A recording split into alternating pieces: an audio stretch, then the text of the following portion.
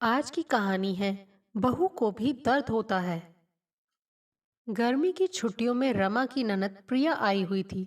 रमा ने सोचा आज सबको रात के खाने में छोले भटूरे बनाकर खिलाऊंगी।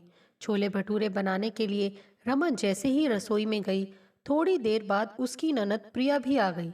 उसने कहा, भाभी आप भटूरे बेलते जाइए, मैं जल्दी से कढ़ाई में तलते जा रही हूँ। ऐसे में भटूरे जल्दी जल्दी बन जाएंगे, क्योंकि आपके छोले देखकर मेरे मुंह में पानी आ रहा है। ऐसा लग रहा है बस खा ही लूं। इस बार आपसे अच्छी तरह से छोले बनाना सीख लूंगी और अपने ससुराल में बनाकर सबको खिलाऊंगी।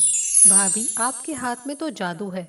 आप जो भी बनाती हैं ऐसा लगता है कि उंगलियां चाटते रह जाएं। और एक मैं हूँ, पता नहीं कब खाना बनाना सीखूंगी। रोजाना ससुराल में सास से ताने सुनती रहती हूँ। प्रिया भटूरे तल रही थी, तभी कढ़ाई में से तेल के छींटे उसके हाथ पर पड़ गए और उसका हाथ जल गया और जोर जोर से चिल्लाने लगी। उसके चिल्लाने की आवाज़ सुनकर रमा की सासू माँ रसोई के अंदर आ गई और उसने देखा कि प्रिया का हाथ जल गया है। फिर क्या था, रमा की सास अपनी बहू को वहीं डांटना शुरू कर दिया। बहू, तुमसे अगर खाना नहीं बनता है तो मुझे बता देती। बेटियां मायके इसलिए आती हैं कि उन्हें कुछ काम करना ना पड़े। ससुराल में तो वह काम करती हैं। अब मायके में भी आकर क्या काम करेंगी। लेकिन तुमने प्रिया को अपने साथ ले लिया। प्रिया कही जा रही थी, मम्मी भाभी की इसमें कोई गलती नहीं है। मैंने जबरदस्ती कहा कि मैं तल देती हूँ, आप सिर्फ बेलते जाइए। प्रिया की सास ने इस बात को इतना बड़ा बना दिया, ऐसा लग रहा था कि प्रिया पूरी तरह से ही जल गई हो, जबकि उसके हाथ पर हल्का सा तेल का छींटा पड़ा था। रमा के पति महेश जैसे ही ऑफिस से आए, रमा की सास ने कहा, बेटा जल्दी से प्रिया को डॉक्टर के पास ले जाओ, देखो इसका हाथ जल गया है। महेश ने पूछा, कैसे जला? तो रमा की सास ने कहा, तुम्हारी पत्नी ने जलाया है। महारानी से अकेले खाना नहीं बन रहा। एक साल पर तो मेरी बेटी अपनी माँ के यहाँ आई है और तुम्हारी पत्नी ने अपने साथ रसोई में भटूरे तलने के लिए बुला लिया। प्रिया कह रही थी, थोड़ा सा जला है, मैंने टूथपेस्ट लगा लिया है, ठीक हो जाएगा। लेकिन उसकी माँ कहाँ मानने वाली थी। अपने बेटे से डॉक्टर के पास भेजकर ही दम लिया। ये सब देखकर रमा सोच रही थी कि सच कहा गया है, बहू और बेटी में बहुत अंतर होता है। उसे याद आ रहा था अपना पिछला वाक्य। जब रोटी बना रही थी तो उसकी उंगली जल गई थी।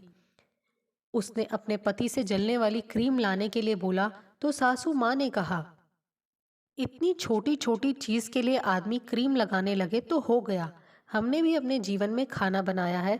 एक तुम पहली बार खाना नहीं बना रही हो। जब रसोई में आदमी खाना बनाता है तो इतना तो छोटा मोटा जलता ही है। और जब अपनी बेटी को थोड़ा सा तेल का छींटा पड़ गया तो ऐसे लग रहा है उन्होंने पूरा घर को अपने सिर पर उठा लिया है। रमा की भाभी गर्भवती थी और माँ की तबीयत भी सही नहीं रहती थी। आखिरी महीना चल रहा था। रमा ने सोचा कि वह एक महीने के लिए मायके चली जाती है, भाभी को आराम हो जाएगा। उसने अपनी सासू माँ से मायके जाने की इजाज़त मांगी तो सासू माँ ने यह कहकर मना कर दिया कि बहू, तुम्हें अपने मायके की तो चिंता है और यहाँ की चिंता नहीं है। तुम्हें तो पता है कि मेरे से अब खड़ा भी नहीं होया जाता है। मैं कैसे खाना बनाऊंगी? और फिर तुम्हें तो पता ही है कि तुम्हारे ससुर जी को सुबह सुबह नाश्ता करके दवाई खानी होती है। रमा सोच रही थी कि अभी तो मेरे ससुराल आए सिर्फ 6 महीने हुए हैं, तो क्या 6 महीने पहले दवाई नहीं खाते थे? क्या इस घर में खाना कैसे बनता था?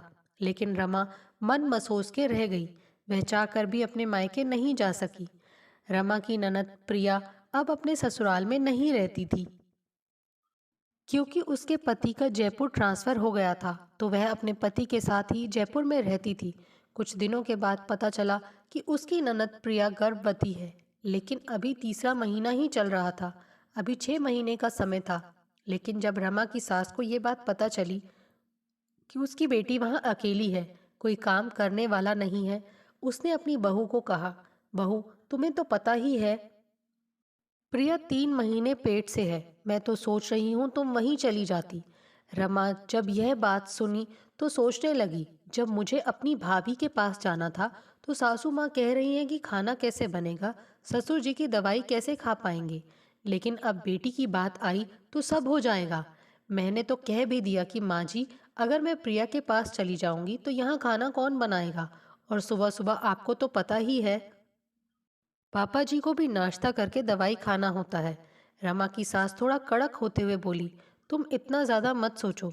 तुम्हें ससुराल यहाँ आए कितने दिन हुए हैं? 6 महीने तो हुए तुम्हें।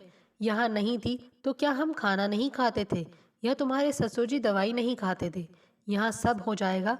तुम ऐसा करो, आज ही मैं महेश से बोलती हूँ, तुम्हें कल सुबह जयपुर छोड़ आएगा। रमा को ना चाहते हुए भी अपनी ननद के पास जयपुर जाना पड़ा। अभी 6 महीने बाकी थे बच्चे के जन्म में, लेकिन प्रिया ने सब कुछ करना छोड़ दिया था। वह कोई भी काम नहीं करती थी, सिर्फ खाना खाने के अलावा। रमा ने कितनी बार प्रिया से बोला भी, प्रिया अगर छोटे मोटे काम किया करोगी तो वह स्वास्थ्य के लिए अच्छा ही होता है। लेकिन प्रिया ने अपनी भाभी को ये कहकर चुप करा दिया कि भाभी ये पहली बार है, मैं कोई रिस्क नहीं लेना चाहती।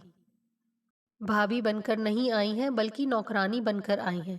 6 महीने बीते और प्रिया माँ बन गई। फिर उसके बाद रमा की सास ने प्रिया को भी अपने पास ही बुला लिया। इधर अब रमा भी गर्भवती हो चुकी थी। प्रिया को लगा कि अब मुझे ही काम करना पड़ेगा, क्योंकि भाभी से तो काम होगा नहीं।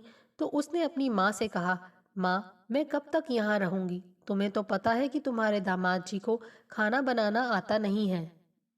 बाहर का खाना खाकर मोटे होते जा रहे हैं। प्रिया बहाना करके जयपुर चली गई। रमा का 7वां महीना चल रहा था। रमा से अब कोई भी काम नहीं हो पा रहा था। वह जल्दी थक जाती थी। उसने अपने पति से अपने मायके जाने के लिए कहा तो महेश ने कहा कि मेरी तरफ से तो हाँ है, माँ से तुम एक बार पूछ लो। रमा ने जब अपनी सास से कहा कि माँ जी मुझे मेरे मायके पहुँचा दीजिए, अब मुझसे कुछ काम नहीं हो पाता है। जैसे ही रमा ने ये बात अपनी सास से कही, रमा की सास ने कहा, आजकल की बहुओं के तो नखरे ही बहुत ज़्यादा बढ़ गए हैं। एक हम थे जो आखिरी दिन तक काम करते रहते थे। कहने को तो मेरी सास थी, लेकिन मुझे बिल्कुल भी मदद नहीं करती थी। हर काम मैं खुद करती थी। रमा की सास ने कहा, देखो बहू, मुझे तुम्हें मायके भिजवाने में कोई दिक्कत नहीं है, लेकिन सोचो तुम्हारे मायके वाले क्या सोचेंगे? कहेंगे बहू को सेवा करने की बारी आई तो मायके पहुंचा दिया, और फिर तुम ऐसी बात कर रही हो जैसे मैं तुम्हें कोई हेल्प ही नहीं करती हूँ। मैं भी तो हूँ, मदद कर दिया करूँगी। प्रिया यही सोच रही थी कि लोग कैसे बदल जाते हैं। जब बेटी की बात आती है तो अलग तरह से सोचने लगते हैं, और जैसे ही बहू पर बात आती है तो बिल्कुल बदल जाते हैं। ऐसा लगता है उन्हें कि बहू पत्थर है, बहू को तो कभी दर्द ही नहीं होता। दोस्तों, आपको हमारी ये कहानी कैसे लगी? प्लीज़ कमेंट्स करके बताइए। Thanks for watching this video.